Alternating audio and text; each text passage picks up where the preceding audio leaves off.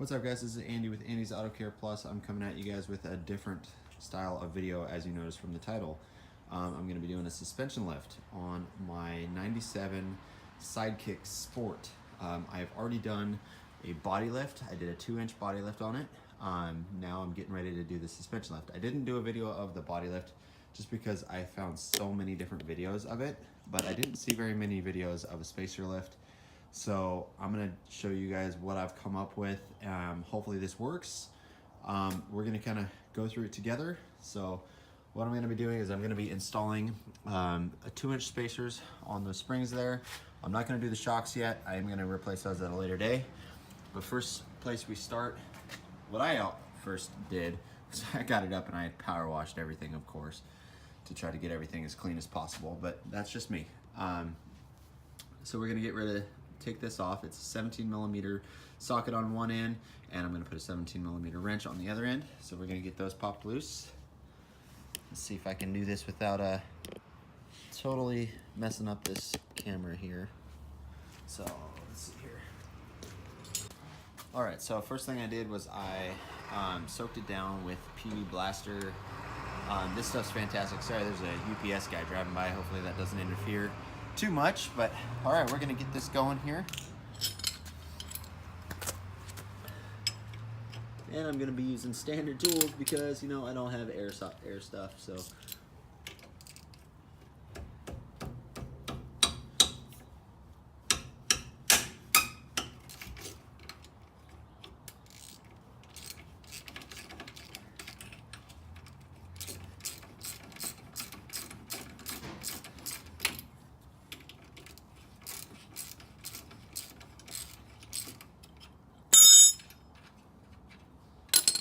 But this will just show that, you know, you don't need a fancy setup in order to get these things lifted, I guess.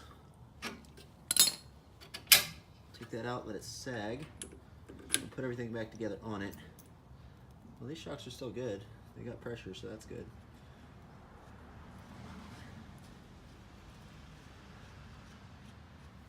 So anyway, this is where I'm going to start. And then one of the other things I'm going to be doing is I'm going to make sure that I don't have any brake lines or anything that are going to be catching when I start to lower the pumpkin there. So you'll see that I got the frame supported by jack stands right here. So that way, there's that UPS guy again. That way I can lower the axle and I can actually get some separation here. And hopefully, after I do that, I'm just gonna push down on this axle and be able to pull this spring out, install those spacers, and then put it all back together real quick. Hopefully, so we'll see. So right now I'm gonna go undo the other shock on the other side, and then we're gonna come back and see if we can get this thing to drop down. All right, guys, so now I have the shocks all the way disconnected on both sides. I actually had to take a little break to do some things. So now I'm coming back. I'm gonna now lower the axle down, and we're gonna see if we can get some play in those springs.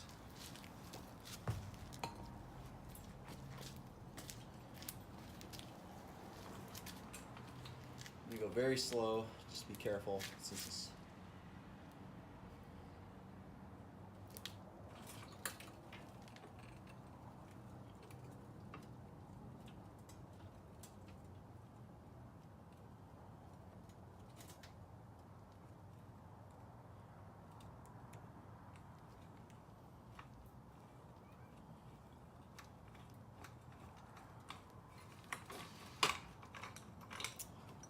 so we are free floating now from the center.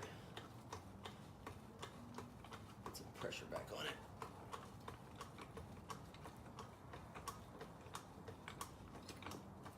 All right, so now what I'm hoping happens, we can push down on this, free that up, just like that. Looks like I'm gonna have to disconnect this. All right, we'll be right back. Because I can't get enough slack out of the emergency brake cable, so what I'm gonna do is I'm gonna be disconnecting this little piece right here. It's too bad I don't have a ratchetable wrench in 10 millimeter, but Y'all know how 10 millimeters disappeared for some reason. I had a ratchetable one and, you know, disappeared, of course. I think that's just, you know, the tool thieves. Who knows what that is? This part's not very entertaining at all. It's the little stuff that you gotta do. And of course it gets stuck. So anyway, should look pretty good. I'll show you the spacers I got here. Those are the spacers that I got right there. They're some billet aluminum 2-inch spacers. I just got them off eBay. So anyway, here is this disconnected. So we're gonna try this again. See if we can get this spring out. I'm gonna set this back down. All right.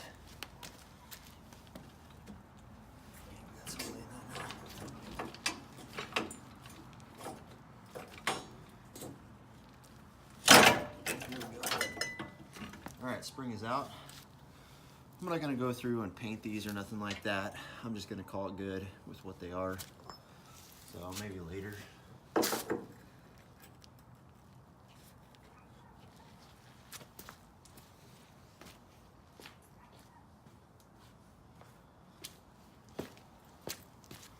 Soft mallet here.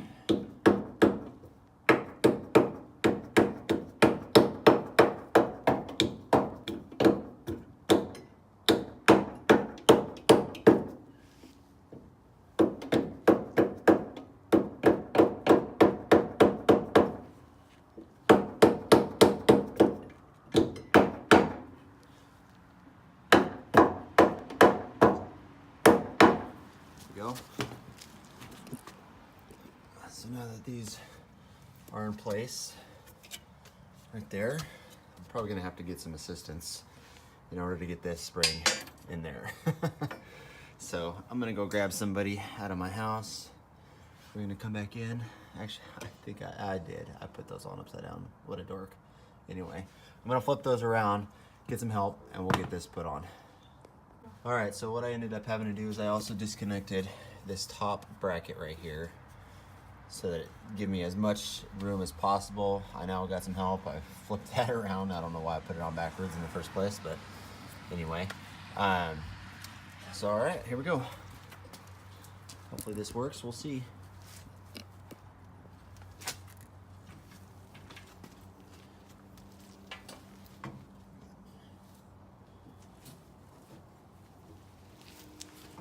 Maybe not.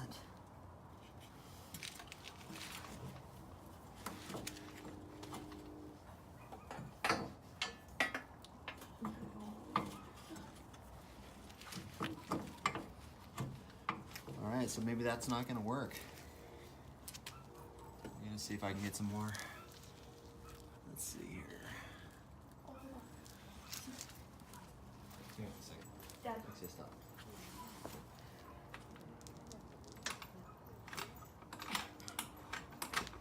I'll do that. You flip the swing. Okay, here.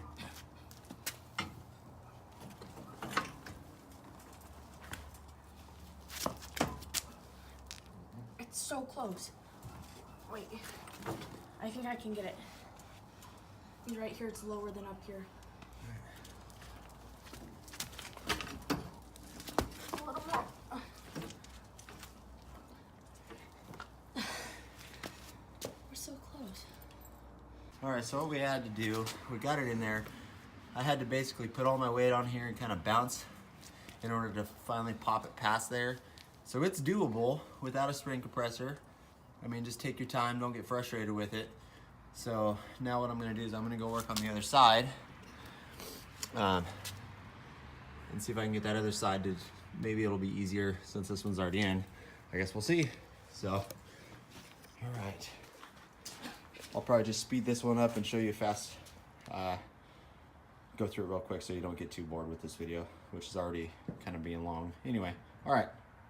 All right, so actually I didn't get a chance to record this side. This side actually was a little bit tougher. probably just because the other side was already connected and whatnot. But I was still able to do it without a spring compressor.